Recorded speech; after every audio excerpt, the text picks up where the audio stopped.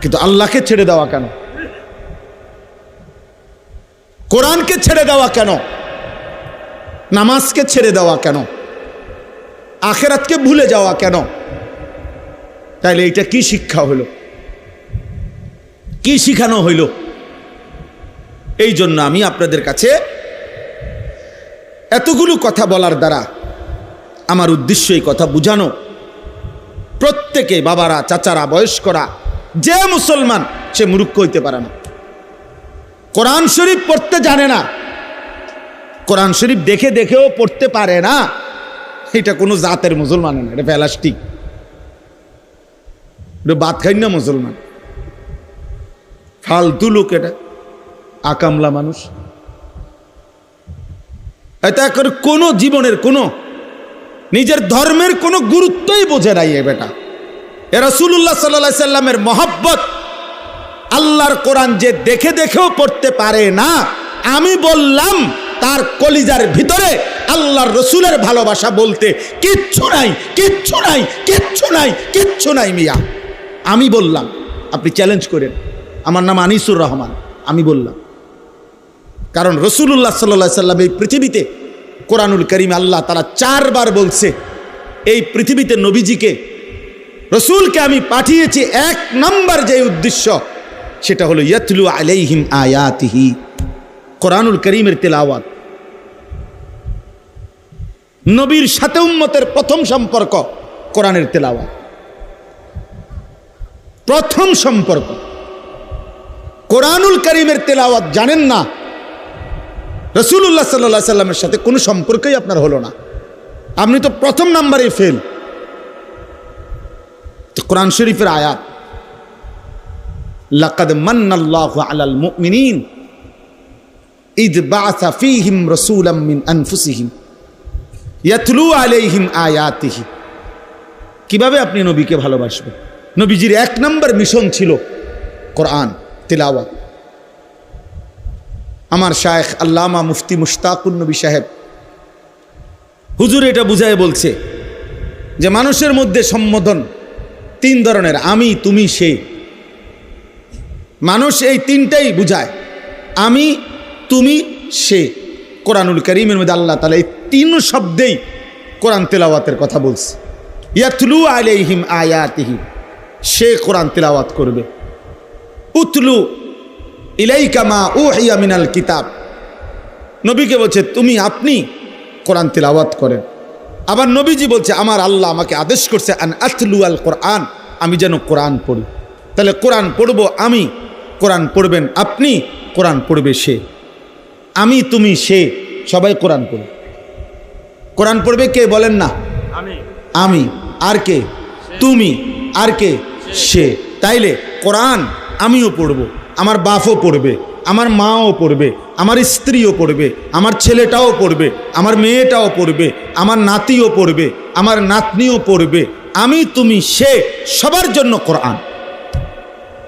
আমিও মুসলমান, সেও তো মুসলমান, তুমিও তো মুসলমান, কোরআন পড়বে না কেন? আচ্ছা, এই বিষয়টার উপরে এতটা গুরুত্ব এখন কেন দিলাম হঠাৎ এই এখনকার বয়ানে? আপনাদের কাছে রাগ হইয়েন না, আমার একটা কারণ আছে। এই মসজিদে যারা নামাজ পড়েন, দয়া করে আপনারা একটু হাত উঠান তো। এই মানে এই মসজিদের মুসল্লি যারা, হাতটা উঠান। আচ্ছা, মাশাআল্লাহ, হাত না মানে আপনারা একটা ইনসাফের কথা, রাগ হইয়েন, আমি শুধু বুঝার জন্য, আপনাদের চোখ খোলার জন্য বলতেছি। এই মসজিদ আপনাদের এতগুলো এসি লাগানো, মসজিদে থাই গ্লাস লাগানো, টাইলস লাগানো, সবটা মসজিদ ঝকঝকে এত সুন্দর। আপনাদের মসজিদে তাকের মধ্যে যে কোরআন শরীফগুলো রাখা আছে, এই কোরআন শরীফগুলোর এই পরিমাণ অবহেলিত কেন? এখন জবাব দেন, বলেন, নাহলে আমি এখন আইনা দেখাই। এই কোরআন শরীফগুলো কতশো বছরের পুরাতন। এই কোরআন শরীফগুলোর একটা কোরআন শরীফের ভিতরে একটা গিলাফ নাই। এই কোরআন শরীফগুলো কোনোদিন কেউ মনে ধরে ছুঁয়েও দেখে নাই। আল্লাহর কোরআন, পুরা মসজিদের সব কিছু এত সুন্দর। রবের কোরআনের প্রতি কারো কি দিলে আসলো না যে এই কোরআন শরীফগুলোর মধ্যে একটা গিলাফ লাগাই? কারো কি কলিজায় আসলো না যে কোরআন শরীফগুলো একটু সুন্দর করে ভাঁজ করে রাখি? কারো কি দিলে আসলো না যে কোরআন শরীফের সামনে দিয়ে একটা গ্লাস লাগাই? কেন এখানে গ্লাস এখানে নাই কেন? বলেন চাচা, এখন বলেন।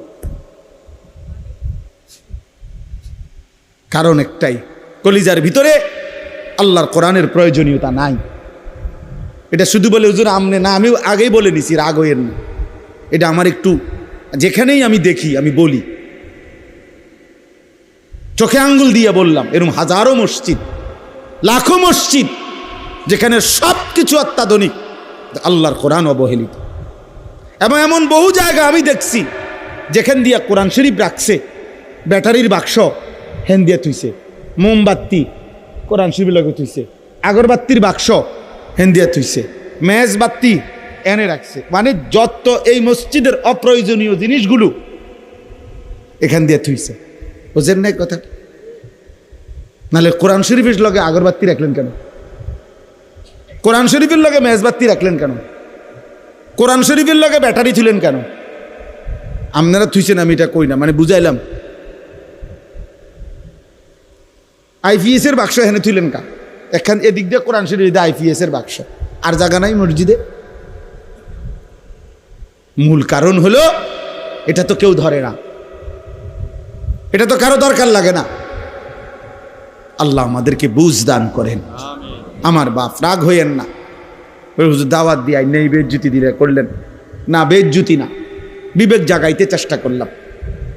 আপনারা নিজ জিম্মাদারিতে এখানে যে আছেন এই মহল্লার, আমনে একজন ভাই এখন হিম্মত করেন, বলেন যে এখানে এই মসজিদের যতগুলো কোরআন শরীফ আছে, 50টা হোক আর 100টা হোক, আপনি গিলাফ লাগাই দিবেন যত টাকা লাগে। বলেন ইনশাআল্লাহ। আপনার নাম কি?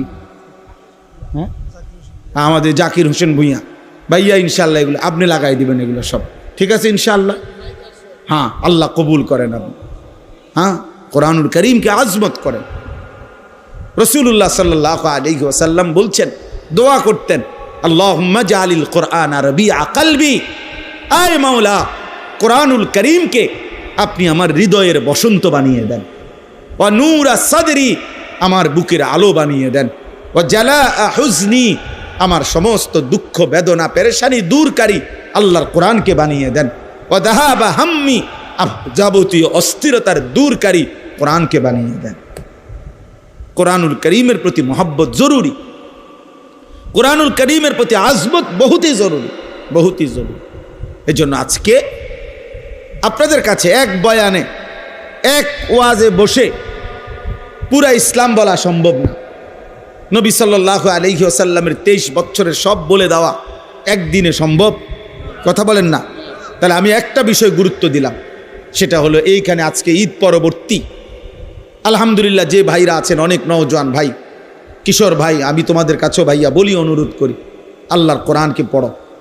কোনো না কোনো একটু সময় বাহির করলে এ পড়ার ফাঁকে ফাঁকে স্কুলে, কলেজে, ইউনিভার্সিটিতে, সব কিছুতে একটু ফাঁক করে সপ্তাহে একদিন হোক, 3 দিনে একদিন হোক, আধা ঘন্টা হোক, 10 মিনিট হোক, 50 মিনিট হোক, যেমনি সুযোগ হয়, বয়স্ক যারা আছেন আপনারাও মসজিদের ইমাম সাহেবের কাছে আল্লাহর কোরআন শিখেন, কোনো মাদ্রাসার উস্তাদের কাছে আল্লাহর কোরআন শিখেন, আলেমের সাথে সম্পর্ক করেন। আমাদের দেশে অনেক মুসলমান আমরা মসজিদের ইমামের সাথে আমাদের আন্তরিকতা কম, সালাম ফিরাইয়াই বের হয়ে গেছে, সালাম ফিরাইয়াই না ইমাম সাহেবের কাছে বসে। আমার খুলনার হজরত, বাংলাদেশের একজন শ্রেষ্ঠ বুজুর্গ, পাকিস্তান করাচির বিশ্ববিখ্যাত বুজুর্গ, কুতবে আলম আরিফ বিল্লাহ হজরত মাওলানা শাহ হাকিম মোহাম্মদ আখতার রহমতুল্লাহ আলাইহির খলিফা হজরত মাওলানা মুফতি নুরুল আমিন সাহেব, অনেক বড় একজন আল্লাহওয়ালা, হজরত মাওলানা মুফতি নুরুল আমিন, উনারে আমরা খুলনার হজরত বলি। তো উনি একদিন বয়ানে বলছিলেন, যশোর এক মাহফিলে আমি হুজুরের সাথে ছিলাম। তো হুজুর বয়ানে বলতেছিলেন 30টা বছর ধরে, 20টা বছর ধরে, কথাটা খেয়াল করেন, 30 বছর ধরে, 20 বছর ধরে 10 বছর ধরে আল্লাহর ঘর মসজিদে যে মানুষটা দিবানিশি 5 ওয়াক্ত নামাজের ইমামতি করছে, বিশ্বাস করেন আমি হুজুরের কথা, শায়েখের কথা বলতেছি, উনি বলছেন নিঃসন্দেহে এই ব্যক্তি, এই ইমাম আল্লাহওয়ালা, আল্লাহওয়ালা। তাকে কদর করা উচিত, তাকে ভালোবাসা উচিত, তাকে শ্রদ্ধা করা উচিত। হ্যাঁ, হঠাৎ করে আসা বক্তার কপালে জোটে 50,000 টাকা, কিন্তু ইমাম সাহেবের কপালে জোরে কেনা 200 টাকা। কেন? কারণ উনি যে ফরজ নামাজের ইমামতি করে, এই জন্য এটা অন্যায় হয়েছে ওনার। অথচ ফরজ নামাজের দাম বেশি না? কথা বলেন না কেন? তো ইমামের দাম বেশি। আল ইমাম যামিন, আল্লাহ নবী সাল্লাল্লাহু আলাইহি ওয়াসাল্লাম বলছেন ইমাম পুরা মহল্লাবাসীর জিম্মাদার, তাদের ঈমান, আমল, আখলাক, আখিরাত সর্ববিষয়ের পাহারাদার। নবী সাল্লাল্লাহু আলাইহি ওয়াসাল্লাম আলাদা দোয়া করছেন, আল্লাহুম্মা আরশিদিল আইম্মা, আল্লাহ ইমামদেরকে আপনি হেদায়েতের রাস্তা, কল্যাণের রাস্তা আপনি দেখান। কারণ তার পিছনে মানুষ অনুসরণ করে, তাকে মানুষ অনুসরণ করে। এই জন্য মসজিদের ইমামের সাথে সম্পর্ক বাড়ান, আলেম দ্বীনের সাথে সম্পর্ক বাড়ান, একটা মাসআলা শিখেন, একটা শব্দ শিখেন। নিজের রুকুটা একজন আলেমকে দেখান যে হুজুর আমার রুকু হয় কিনা, আমার সেজদা হয় কিনা, আমার নামাজ হয় কিনা, আমার অজু হয় কিনা, আপনি একবার দেখায় নেন। হ্যাঁ, বলে হুজুর ছোটবেলায় তো আমি মক্তবে শিখছি।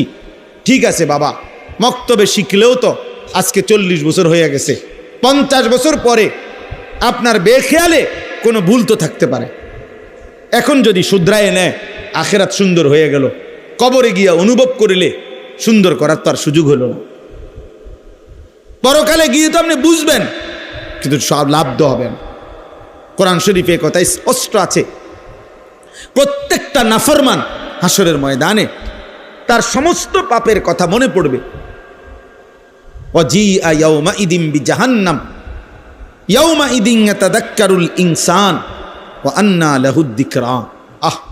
আল্লাহ বলে হাসরের ময়দানে যখন ফেরেশতারা জাহান্নামকে টেনে আনবে, সবার সামনে এনে দাঁড় করাবে জাহান্নামকে টাইনা আনবে। এই যে মনে করেন এটা সাউন্ড বক্স, এটা যেরকম আমরা এখন সবাই দেখতেছি, এরকম জাহান্নামকে টেনে এনে দাঁড় করাবে ফেরেশতারা। কোরআন শরীফের আয়াত। আল্লাহ বলেন নাফরমান জাহান্নামের দিকে তাকাইয়েই ইয়াউমাইদিন ইয়াতাযাক্কারুল ইনসান, তার দুনিয়ার জীবনের সব কথা মনে পড়বে। ওয়া আন্না লাহুদ যিকরা, কিন্তু বলো না সেদিন মনে পড়ে কি লাভ হবে? কোরআন শরীফের আয়াত, ওয়া আন্না লাহুদ যিকরা, বলো না মনে পড়ে কি লাভ হবে? বুঝে তো আসবে। লাতারাবুন্নাল জাহিম সুম্মা লাতারাবুন্নাহা আইনাল ইয়াকিন। আল্লাহ বলে বান্দা এই 2 চোখে জাহান্নামকে দেখবা, আর 2 চোখে দেখে, চোখে দেখা বিষয়ে যেমন নিশ্চিত হয় এরকম নিশ্চিত হবা জাহান্নামের ব্যাপারে। মনে করেন এইটা যে একটা হ্যান্ডবিল, এটা আপনারা নিশ্চিত? না, এটা একটা মূলত মোবাইল। হ্যাঁ, আমি প্রধান বক্তা। আরে আমি বলতেছি মিয়া, এটা একটা মোবাইল মূলত। কথা বলেন না। আপনারা আমার সার্টিফিকেট জানেন, আমি অনেক পড়ালেখা করছি। আমি বলতেছি এটা মোবাইল, আমি মাস্টার্স পাস। আপনি কবেন কি আপনার মাস্টার্সের গোষ্ঠী গিলেন মিয়া? আমি এটা চোখে দেখি এটা হ্যান্ডবিল, আপনি করেন এটা মোবাইল। আপনার সার্টিফিকেট দিয়ে আমি কিনবো? আমি নিশ্চিত এটা চোখে দেখতেছি। তাহলে চোখে দেখা জ্ঞান, এটা অস্বীকার করার কোনো সুযোগ আছে? আল্লাহ তাআলা বলে জাহান্নামকে এভাবে চোখে দেখবা আর চোখে দেখে নিশ্চিত হবা, কিন্তু বান্দা আফসোস তো করবা। লাভ কি হবে? লাভ কি হবে? লাভ কি হবে? লাভ কি হবে? হায় ছেলেরা, তোমরা যদি বুঝতা ভাই, কি পরিমাণ মোবাইল, ছবি, নারী, অশ্লীল দৃশ্য দেখলা। কেনই দেখো, কারে দেখো, কার মারে দেখলা, কার বোনেরে দেখলা, কেন দেখলা? 18 বছরের যুবক, তোমার এত নারী দরকার? এত উলঙ্গ ছবি দরকার?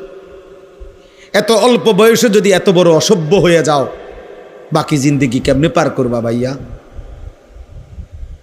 16 বছরে যদি এত উলঙ্গ ছবি দেখে ফেলো, হায় হায়, বাকি জীবন কি করবে? 18 বছর না যাইতেই যদি এত সারা রাত মোবাইলে নারীর ছবি, নাচ, গান, উলঙ্গ দৃশ্য দেখো, হায় হায় জানোয়ার, আগামী জিন্দেগি কেমনে চালাইবা?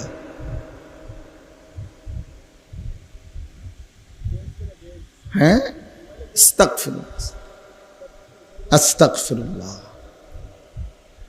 আজকের পত্রিকা আসছে, ইসরায়েলের ইহুদি কুত্তারা এই মুহূর্ত গাজার ফিলিস্তিনের মুসলমানকে এভাবে বোমা হামলা করছে।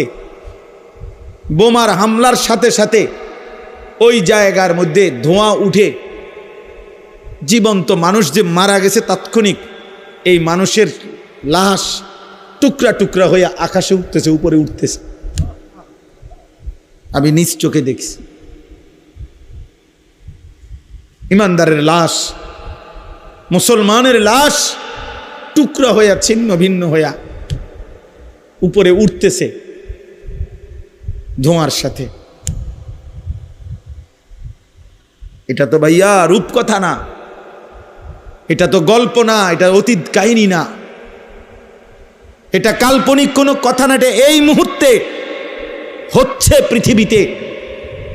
ইহুদি কুত্তারা, বেঈমানরা মুসলমানদের উপরে এইভাবে জুলুম করছে।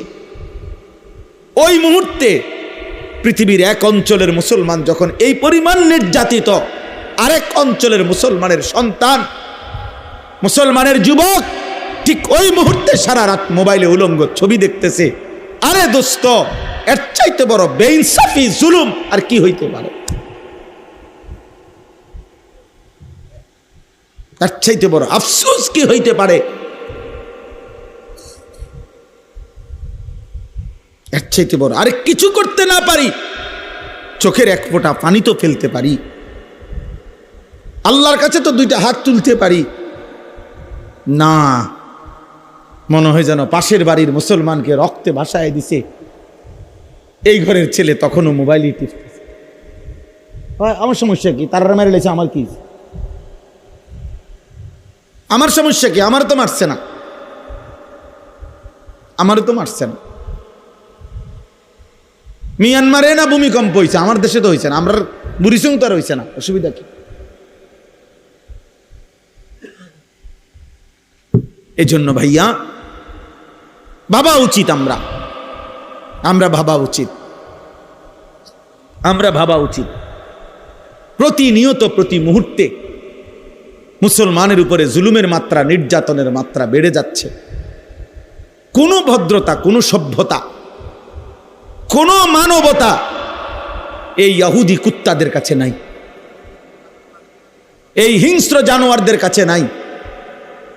পৃথিবীর সমস্ত মানবতা, ভদ্রতা সবকিছু তালা মাইরা, বিবেকের মধ্যে তালা মেরে এরা মুসলমানকে ধ্বংস করে দিচ্ছে, রক্তে জমিন ভাসায় দিচ্ছে। এই সময় আমরা এত নাচ গান, এত তামাশা করা ঠিক না। আমি এই কথাটা আমি বলছিলাম, আমার সবচেয়ে বেশি আশ্চর্য লাগে যে পুরো একটা মাস রমজান পালন করে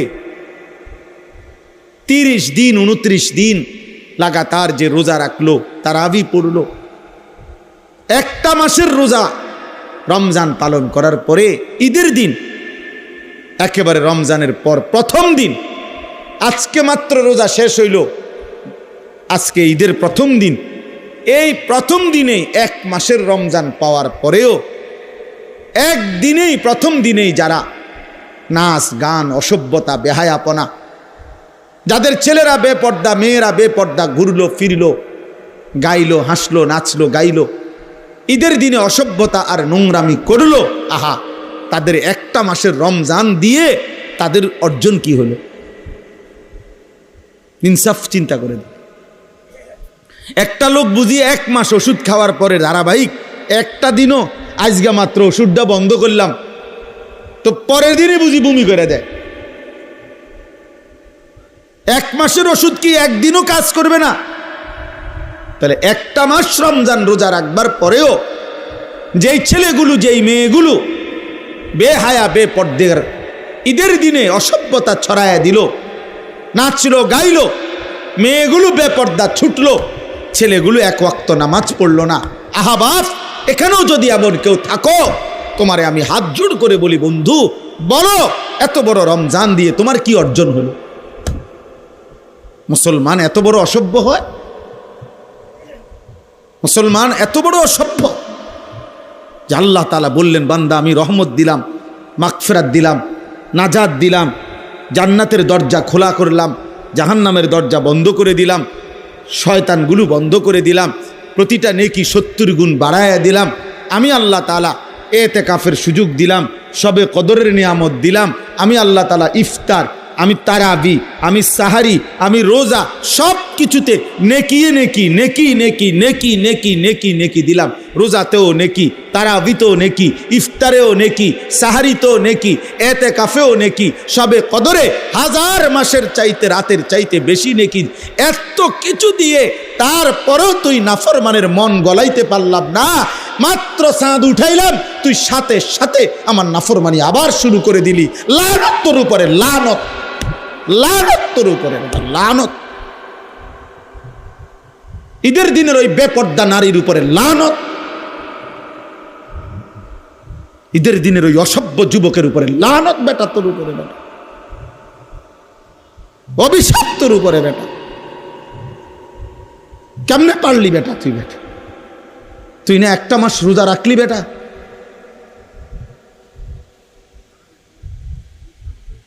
একদিনও কি মানুষ গুনার থেকে বাঁচে না?